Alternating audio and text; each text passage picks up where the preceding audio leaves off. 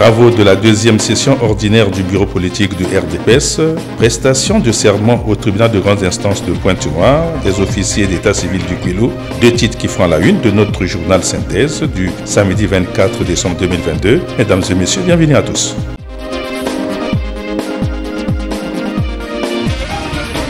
RDPS, unité, démocratie, progrès. Le bureau politique du Rassemblement pour la démocratie et le progrès social RDPS s'est réuni en session ordinaire du jeudi 22 au vendredi 23 décembre 2022 au siège interdépartemental Jean-Pierre Tisterti-Kaya à Pointe-Noire. Cette deuxième session ordinaire, dont les travaux ont été placés sous la direction de Jean-Marc Tisterti-Kaya, président de ce parti de la majorité présidentielle, a réuni les membres du bureau politique venus des 12 départements du Congo. Au cours de cette session, il a été question de jeter un regard rétrospectif sur les activités menées par le parti tout dernièrement.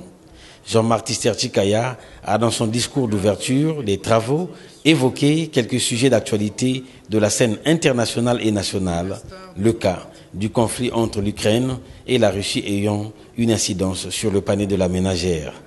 Il a tout aussi souligné, sur le plan national, le bon déroulement des élections locales et législatives de juillet 2022. Au deuxième jour, c'est Julien Makundi Chibinda, secrétaire général du RDPS, qui a fait la lecture du compte-rendu des travaux. Point 7 de l'ordre du jour consacré au rapport d'activité de la coordination nationale du parti comprenait deux articulations. La première partie a traité de la participation du RDPS aux dernières échéances électorales. Après la lecture faite par le deuxième vice-président du parti, les membres du bureau politique, très nombreux à intervenir, ont commencé par féliciter la coordination nationale qui a présenté un rapport sans complaisance sur la question. Une motion de remerciement a été adressée au président de la République. Considérant la confiance renouvelée au camarade Jean-Marc Tisterti-Kaya, président du RDPS, en le reconduisant au gouvernement, nous, membres du bureau politique du RDPS, réunis en session ordinaire à Pointe-Noire, remercions sincèrement son Excellence, Monsieur Denis Sassou Nguesso, président de la République, chef de l'État, pour cette confiance renouvelée au président du RDPS.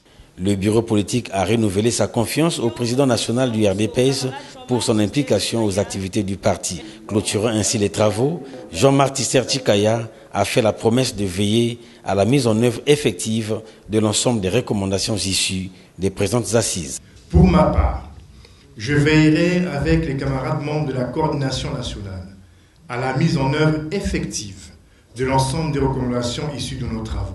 Un membre de la coordination sera chargé rapidement de piloter, en lien avec les commissions techniques, l'élaboration du nouveau projet de société du RDPS, particulièrement les aspects politiques, économiques et sociaux.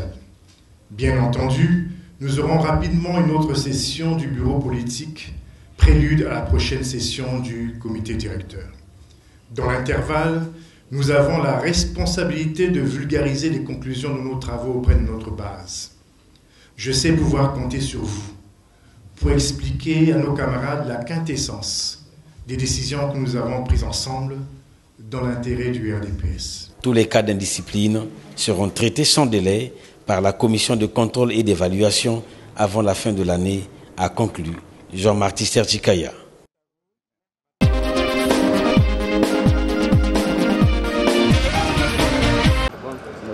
Ils ont prêté serment ce samedi 24 décembre 2022 au tribunal de grande instance de Pointe-Noire.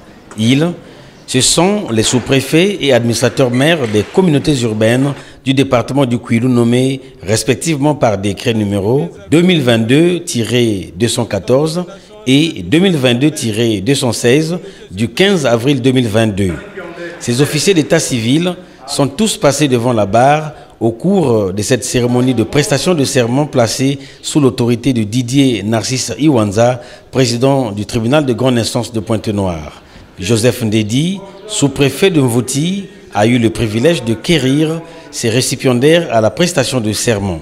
Maître Pierre-Élie Mingui, greffier en chef au tribunal de grande instance de Pointe-Noire, a donné lecture de l'acte de saisine de la juridiction de séance pour la réception des sous-préfets et administrateurs maires des communautés urbaines du département du Kouilou récemment nommés.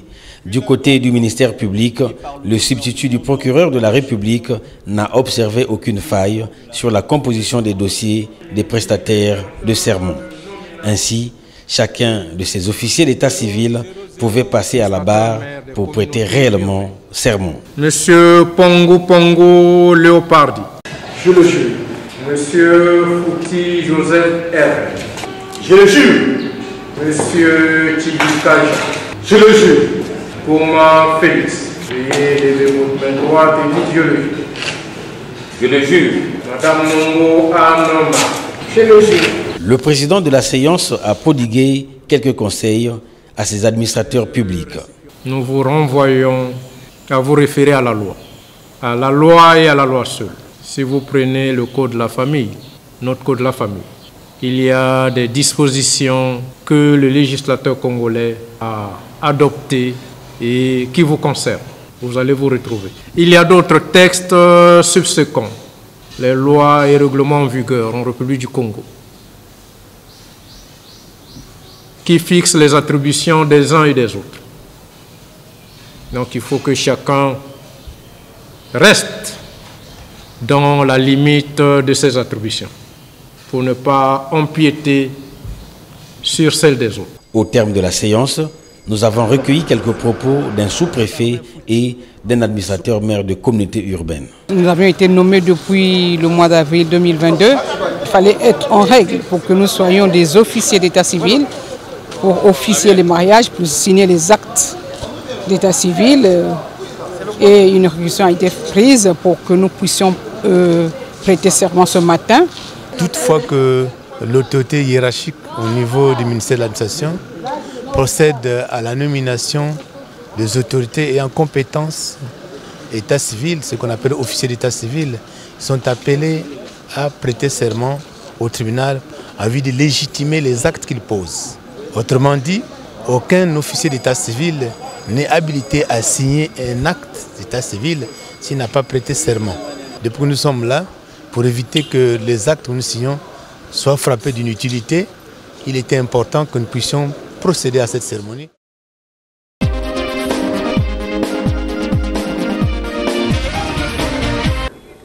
L'association Congo Avenir du président Jorchel Eta n'est pas restée en marge des festivités marquant la Noël. Le samedi 24 décembre 2022, cette association a volé au secours des enfants malades de l'hôpital général de Patra de Pointe-Noire. Dans leurs gibecières, les ballons, accessoires et autres jouets pour réconforter l'état sanitaire de ces enfants. Élan de cœur reconnu par les bénéficiaires et le directeur général de cet hôpital. Nous allons commencer par remercier l'association Congo Avenir parce que il faut savoir que l'hôpital c'est un lieu de tristesse, on va dire, de tristesse. Et les enfants qui se retrouvent à l'hôpital dans les périodes de fête, particulièrement le 24 décembre, le 25 décembre jusqu'au 31, ont ce qu'on appelle la double peine. C'est-à-dire non seulement ils sont malades, mais en plus ils ratent la fête. Et donc c'est toujours bien de leur apporter un petit peu de bonheur, un petit peu de réconfort à l'hôpital.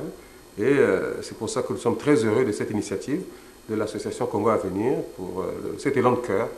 Vraiment merci pour cela et puis merci de concourir au bonheur des enfants malades. Un acte social constaté dans la visite guidée des pavillons d'hospitalisation justifiant l'intérêt de l'enfant qu'accorde cette association à but non lucratif. Jorchel Eta, d'humeur détendue, s'explique. Comme de coutume, l'association Congo Avenir a toujours pensé de bonnes choses.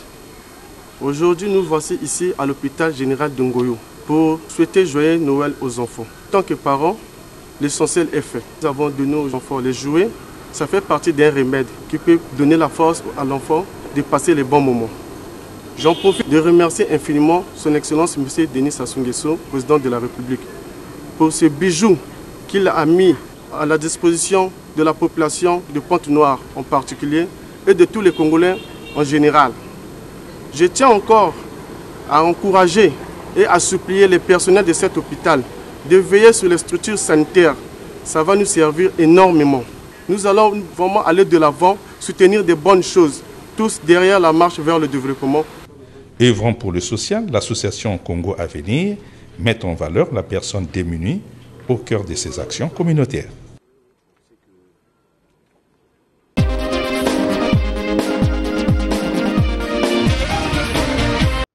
Des journées scientifiques devenues une tradition au siège de l'arrondissement 5 Mongopoku permettent de renforcer les capacités des agents communaux, des chefs de quartier et du grand public sur des thèmes variés de droit. Ce vendredi 23 décembre 2022 s'est tenu à l'initiative de l'administrateur maire Apollinaire Molébé une journée scientifique sur le recensement administratif à vocation de l'état civil, en présence du secrétaire général du département de Pointe-Noire, des DG des hôpitaux généraux de la ville et des invités de marque, avec pour conférencier Thomas Christ Nzekakani et modérateur David Ambanzonou. À l'ouverture, les participants ont suivi l'allocution de l'administrateur maire situant le contexte global du statut d'apatridie, puis celui du secrétaire général du département de Pointe-Noire, auréolé d'une journée scientifique en plus à Mongopoku. Ensuite, l'exposé du conférencier s'appuyant sur les articles 22 et 24 du Code de la famille pour édifier les participants sur le contenu de l'acte de naissance, le recensement de l'apatridie et ses conséquences dans le fichier de la bonne tenue de l'état civil. Le recensement peut se définir comme étant l'opération administrative qui consiste à faire le dénombrement de la population.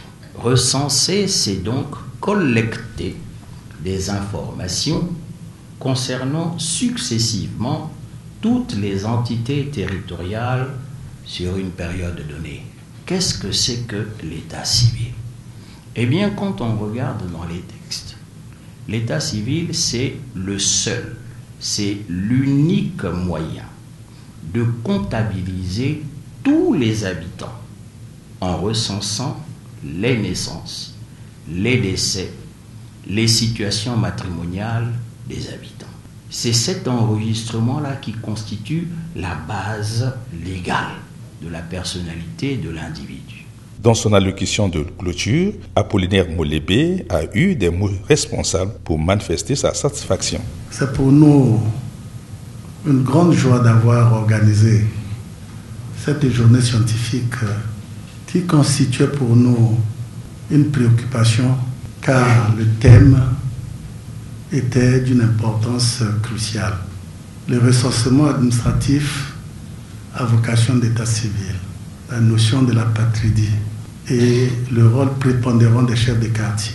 Et nous avons eu en face de nous un conférencier de renom et les enseignements ont été très édifiants. L'interaction entre le conférencier et les participants a été très édifiante et nous espérons que le thème, après son développement, a pu faire acquérir aux uns aux autres des enseignements riches et que chacun devrait en principe s'en approprier. Au nom de M. le secrétaire général du département de Pointe-Noire, représentant M. le préfet empêché, je déclare clos les travaux de la journée scientifique. Je vous remercie. Une journée scientifique qui a pris fin dans un climat convivial, dans l'espoir que cette tradition se pérennise en 2023.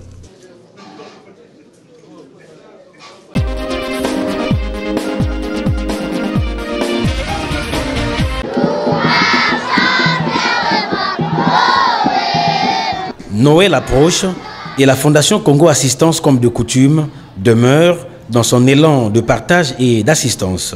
Le jeudi 22 décembre 2022, en partenariat avec l'Association chinoise du commerce au Congo, elle a procédé à la remise de jouets aux enfants de Inda dans le département du Kwilu, à la grande satisfaction des parents. C'est Félicité Meno Diop Tilumbu, représentante de la Fondation Congo Assistance, antenne de Pointe-Noire Kwilu, qui a conduit la délégation des donateurs.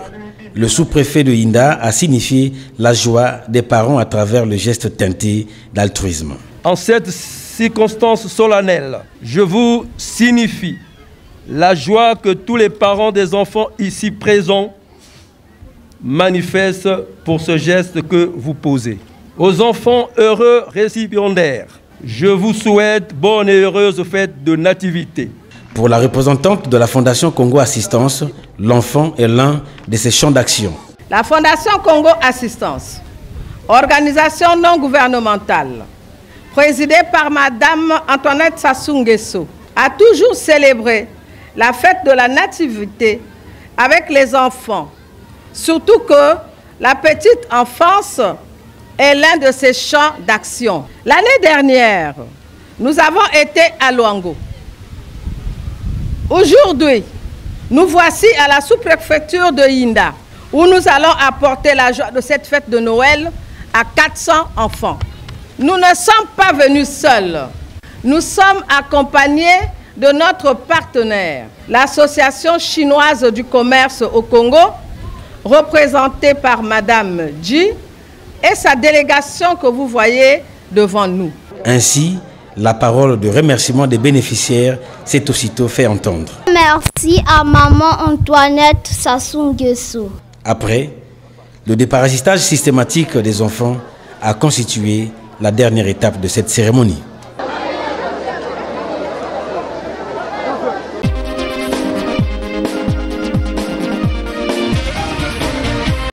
Pour comprendre la réalité du vécu quotidien des populations de son entité administrative, Armand Modi Mafumbu, président du conseil départemental du Niari, entreprend depuis la semaine écoulée une série de descentes dans les sous-préfectures relevant de sa tutelle. Pour une première phase, il est arrivé dans les districts de Makabana, Mayoko, Mbinda, Mungundu Nord, Mungundu Sud, Mutamba 2, Divénié et Kibangu.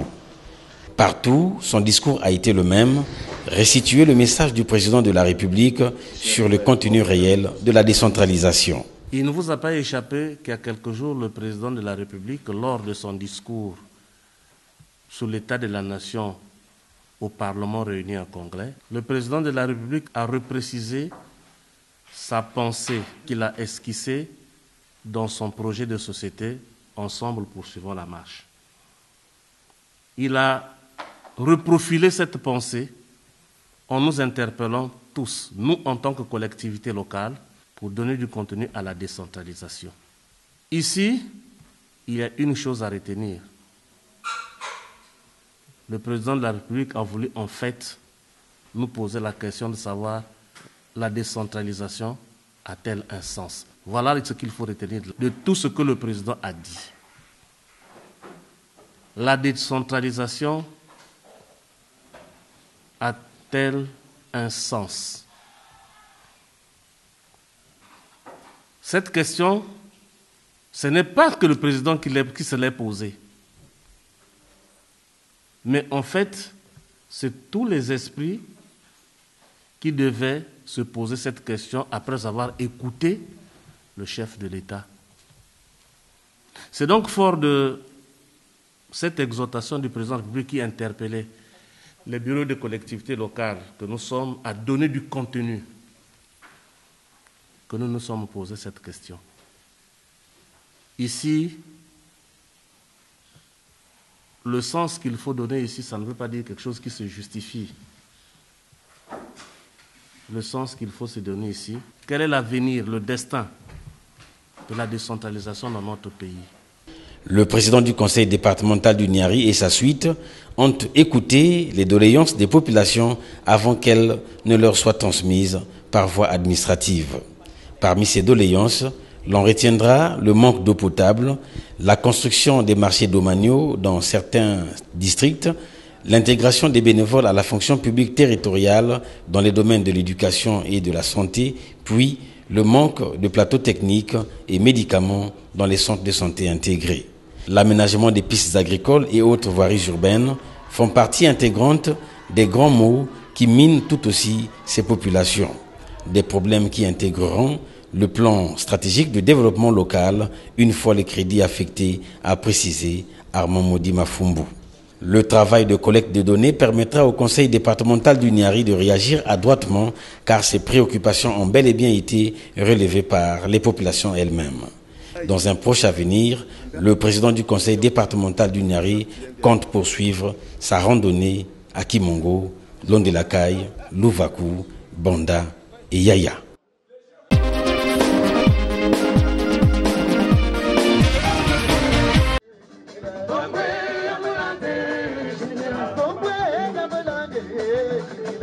La première édition de la foire internationale Dr Jacques Bachi de Madingokai Dans le département du Kwilu, s'est ouverte mercredi 21 décembre 2022 sous les auspices de Jacqueline Lydia Mikolo, ministre des Petites et Moyennes Entreprises, de l'Artisanat et du secteur informel, laquelle était accompagnée de sa collègue de la promotion de la femme et de l'intégration de la femme au développement. En présence des autorités locales, l'administrateur maire de Madingokai, Anne-Marthe Nombo, a ouvert la série d'allocutions soutenant ainsi la politique des productions locales. Cette foire, initiative de l'association Les Amis de l'Afrique francophone, AMAF en abrégé, de Delphine Bayard, sa présidente basée en France, a connu la participation de plusieurs pays représentés, dont le Maroc, le Burkina Faso, le Gabon, le Cameroun, le Togo et la République démocratique du Congo, sans oublier la France. Pour le compte de l'AMAF, c'est Angèle Mabunda qui a pris la parole. Notre profonde gratitude à M. Anatole Koliné Makosso, Premier ministre, chef du gouvernement, qui a accepté avec bienveillance de nous accompagner en qualité de parrain. Le développement économique maîtrisé d'un pays passe inévitablement par l'implication des populations rurales. Leurs capacités et initiatives nous surprennent sans cesse et toujours. Être à leur écoute, les accompagner pour leur assurer une grande visibilité est un devoir commun et c'est la motivation présente de la MAF Congo. Ouvrant la première édition de la foire, Jacqueline Lydia Mikolo s'est appesantie sur les avantages des foires commerciales. Les foires commerciales et artisanales offrent des opportunités aux artisans afin de faire connaître leurs œuvres, mettre en exergue les produits locaux et saisir l'occasion de mettre en valeur leur savoir-faire. Les foires permettent aussi de développer de nouveaux marchés, d'établir le contact avec des potentiels clients et favoriser également les partenariats directs entre acteurs locaux et même au niveau international, comme nous le voyons ici. Cependant, encore faut-il choisir celles qui correspondent au marché que l'on vise, identifier son auditoire, préparer le matériel de vente et l'équipe qui se rendra sur place afin de rendre compétitifs les produits présentés. Nous nous engageons à inscrire la foire internationale Dr Bachi de Madingokai au tableau des foires, marchés et salons nationaux à partir d'aujourd'hui. La pose de la première pierre du futur centre de formation de Madingokai a précédé la visite guidée des stands. Lors de la visite des unités de production, le Premier ministre chef du gouvernement, Anatole Koliné Makosso, parrain de cette édition, a fait la surprise.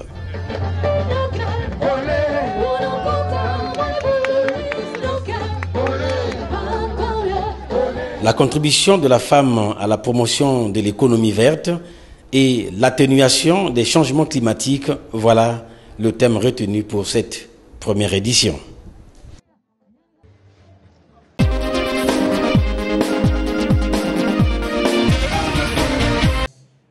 Les travaux de l'atelier de validation des documents issus des audits urbains, organisationnels, institutionnels et financiers de la ville de Pointe-Noire ont été ouverts le jeudi 22 décembre 2022 dans la ville océane.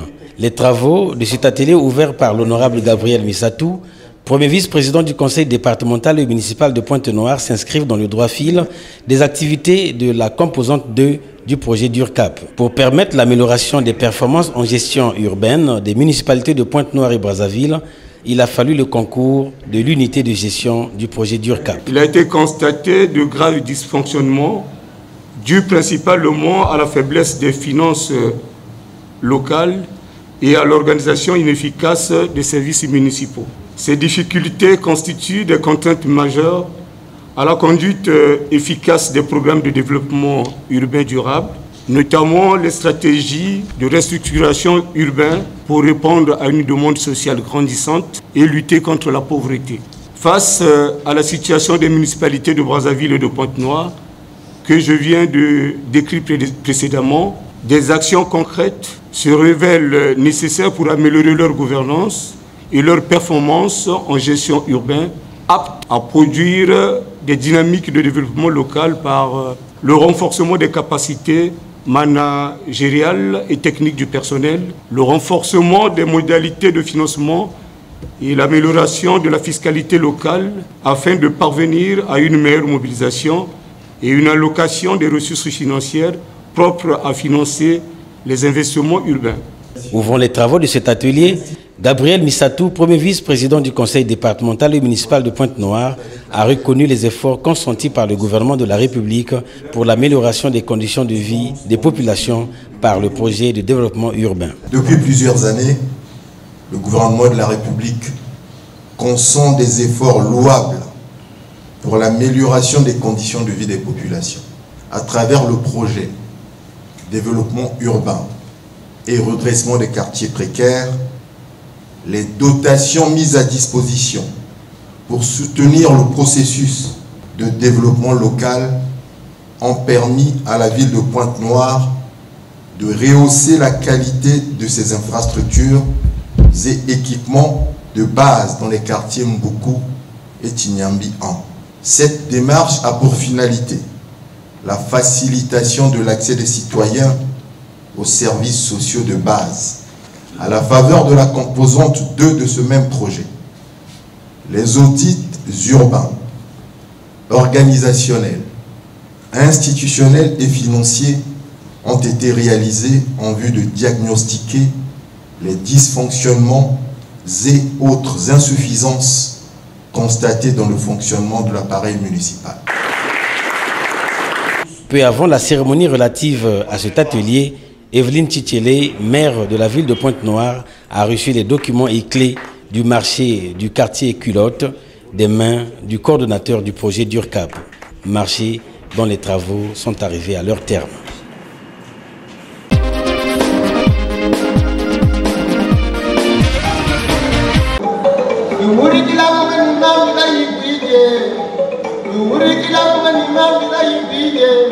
C'est sous le thème Peinture et Histoire que se tient du 20 décembre 2022 au 20 janvier 2023 au musée du siècle africain de Pointe-Noire le vernissage de la 4e édition du Salon de peinture du Congo. Des artistes venus de la République démocratique du Congo, du Rwanda, vont s'associer à ceux du Congo à Pointe-Noire pour exposer leurs tableaux d'art. Exposition faite au cours d'une soirée culturelle en présence des membres du conseil départemental et municipal de Pointe-Noire, du directeur général Unicongo et les amoureux des arts plastiques. Une cérémonie en 6 moments ponctuée par des allocutions ayant édifié l'auditoire sur les axes repères de la 4e édition. Les orateurs ont fait valoir la particularité de la 4e édition dans le mot de bienvenue du président du musée siècle africain. La présidente de la fondation, Maono, recadre le manque d'intérêt du travail des artistes par les acteurs publics. Vous êtes les dépositaires de l'espoir de nos pays et du rayonnement de leur culture, aussi riche que diversifiée. La thématique choisie pour la 4e édition, à savoir peinture et histoire, constitue une occasion propice pour nous d'interroger l'histoire de l'art de notre continent, afin de puiser dans le passé des matériaux destinés à comprendre notre présent et ainsi mieux projeter la place de l'art en Afrique. Le secteur culturel de nos 2 pays et en Afrique en général traverse une période difficile, caractérisée par un manque criard d'intérêt des pouvoirs publics. L'absence de statut juridique propre aux artistes et artisans est l'un des freins qu'il faut faire sauter afin de les booster, d'assurer leur relance et les moyens nécessaires à leur survie économique. Les 2 Congos disposent pourtant d'un potentiel artistique foisonnant qui ne demande qu'à rayonner. C'est ainsi que j'aimerais profiter de l'occasion qui m'est offerte ce jour pour prier les décideurs et les opérateurs économiques ici présents d'avoir un regard plus proactif sur ce secteur. Le mot de l'artiste justifiant le talent et le génie des artistes africains par la richesse à foison de leur œuvre d'esprit. Avant son allocution d'ouverture, Evelyne Tchitchele, marraine de la 4e édition, a reçu un présent d'honneur. Thème on ne peut plus révélateur en ce qu'il nous arrime tous à la trame de l'histoire de notre ville qui, faut-il le rappeler, vient de franchir le Rubicon de son premier centenaire avec au menu le lancement officiel des travaux du 10 centenaire couplé à la municipalisation additionnelle accélérée à la faveur du dernier séjour de Brazzaville du travail en date de son Excellence Denis Sassou Nguesso, président de la République, chef de l'État dans la capitale économique. Thème révélateur, oui, car de la présentation de ces nombreux masques et objets jusqu'à la galerie d'art dans la cour et la salle des photos historiques, en passant par les panneaux muraux expliquant l'histoire des ethnies, de l'origine jusqu'au Congo-Brazzaville, le musée Cercle africain, notre seul et unique musée, permet d'ouvrir une porte à la compréhension de la culture et des traditions africaines très riches. La visite de l'exposition des tableaux d'art et les fresques de vernissage ont marqué le clou de cette manifestation culturelle.